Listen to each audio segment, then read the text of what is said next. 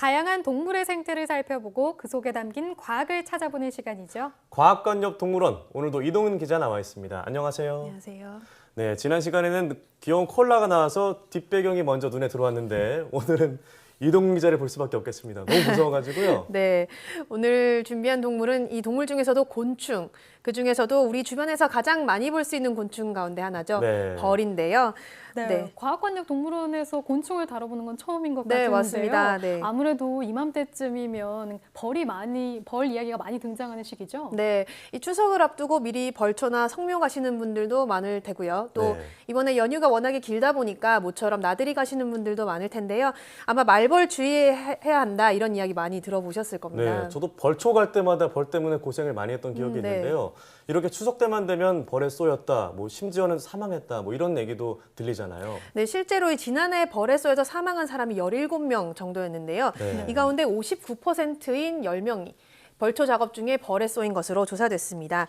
특히 말벌 중에는 땅에 집을 짓는 경우가 있는데요. 벌초 작업을 하다 보면 이런 말벌 집을 건드릴 수가 있거든요. 네, 저도 어렸을 때 성묘를 가면 어른들께서 여기 땅에 말벌집이 있으니까 조심하라는 말을 많이 들었었거든요. 네. 실제로 이맘때 산에 가면 말벌 수가 늘어나는 건가요? 네, 말벌은 보통 7월 정도부터 개체 수가 훌쩍 늘어납니다.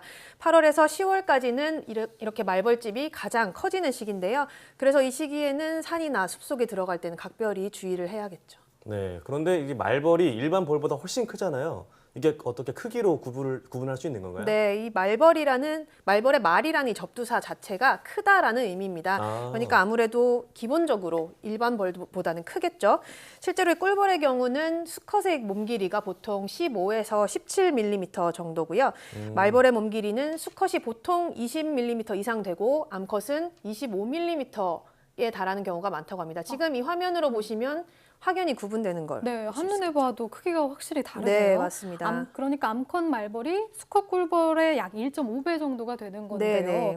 이 크기 외에 말벌과 꿀벌의 또 다른 특징 차이가 있다면요? 이 꿀벌이 흔히 우리가 아는 것처럼 꿀을 따러 다닌다면 말벌은 육식으로 알려져 있습니다. 주로 나무 수액이나 꿀을 먹지만요. 또 이 작은 곤충이나 꿀벌을 사냥을 하기도 합니다. 그래서 이 사냥한 곤충들을 유충에게 먹여서 단백질을 공급해 주는데요.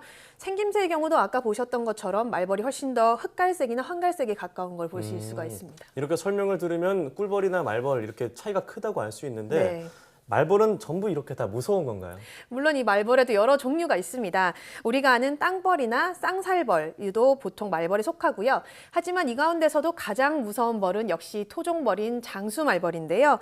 이 장수말벌은 일단 우리나라 벌 중에서 가장 큽니다. 보통 수컷의 몸 길이가 27에서 거의 4cm 정도 되고요. 암컷은 큰 경우에는 44mm까지도 자란다고 합니다. 그러니까 아까 보신 꿀벌의 두세 배가 훌쩍 넘는 크기죠. 거의 제 크네요. 새끼손가락만한 네, 크기네요. 맞습니다. 게다가 이 장수말벌의 공격성이 약간 섬뜩하기까지 한데요. 일반 벌보다 15배 이상 강한 독을 가지고 있고요. 또 독의 양도 20배에서 많게는 40배까지 많습니다. 그래서 한 번 쏘이면 치명상을 입게 되는 아이고. 경우가 있습니다. 정말 웬만큼 조심해서는 안 될 것 같은데요. 자칫하면 이런 경우에 사망사고로 이어질 수 있을 것 같아요. 네, 맞습니다. 그런데 아무래도 예방이 가장 중요하잖아요. 이런 무서운 말벌의 공격을 피하려면 어떻게 해야 될까요? 네, 그래서 얼마 전에 이 장수말벌을 대상으로 재미있는 실험이 진행이 됐는데요. 이 색깔이나 움직임에 따라서 어떤 경우에 이 장수말벌이 더 민감하게 반응하는지를 살펴본 겁니다. 네. 먼저 이 색깔이 다른 실뭉치들을 매달아 놓고요. 벌집을 건드려 봤습니다. 이 보시는 것처럼 빨간색부터 뭐 흰색, 초록색, 노란색 이렇게 여러 가지 색깔이 있죠. 네, 어떻게 됐나요? 네, 우선 이 장수말벌이 가장 많이 모이는 색깔은 저렇게 보시는 것처럼 검은색이었습니다. 반대로 흰색이 가장 안전한 것으로 나타났는데요. 다른 말벌들과 마찬가지로 이 장수말벌이 어두운 색깔에 유난히 민감하게 반응하기 때문입니다. 네, 저렇게 여러 가지 색이 있는데도 확실히 검정색에 많이 모이는 것 같네요. 네, 검정색에 가장 많이 모였고요. 또 저런 갈색이나 회색같이 어두운 색에도 많이 모이는 편이었는데요.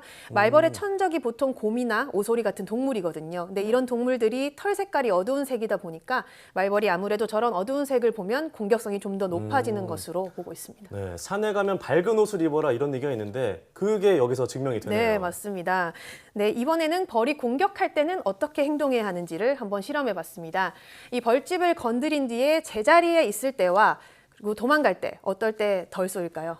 저는 가만히 엎드려 있어야 된다고 들은 것 같아요. 네, 아무래도 뭐 소리 지르거나 막 그렇게 움직이는 것보다 가만히 있는 게 낫지 않을까요? 네, 그렇게 아는 경우가 많은데 지금 이제 화면에 나오는 것처럼 실험 결과 장수말벌이 공격할 때는 일단 빨리 도망가는 게 상책이었습니다. 그렇군요. 전문가의 설명을 한번 들어보시죠. 그리고 벌이 공격을 하거나 벌집을 건드렸을 때는 제자리에 엎드리거나 또는 가만히 있거나 그러지 마시고 무조건 10m에서 20m 이상 벗어나야지만이 말벌의 공격이 줄어들기 때문에 항상 벌이 공격을 할 때는 빨리 뛰어서 그곳을 벗어나는 게 가장 중요합니다. 네, 그동안 제가 잘못 알고 있었구나 싶은데요. 네. 이렇게 직접 실험으로 확인해 보니까 확실히 좀 알 것 같네요. 네, 어떻게 장수말벌이 반응하는지 이제 좀 아실 텐데요.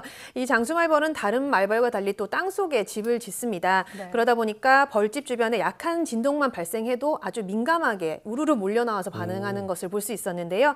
그러니까 벌이 있다고 해서 발을 둥둥 구르거나 이렇게 큰 행동을 하게 되면 오히려 말벌들을 자극할 수가 있습니다.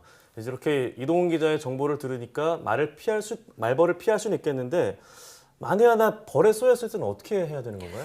우선 이 일반 벌에 쏘이면 어떻게 해야 되는지 혹시 알고 계신가요? 침을 바로 빼야 되지 않나요? 네, 네, 그렇죠. 맞습니다. 그래서 그 카드나 납작한 물건 같은 것으로 밀어서 빼야 된다는 네, 말이죠. 잘 알고 계시는 것 같은데요.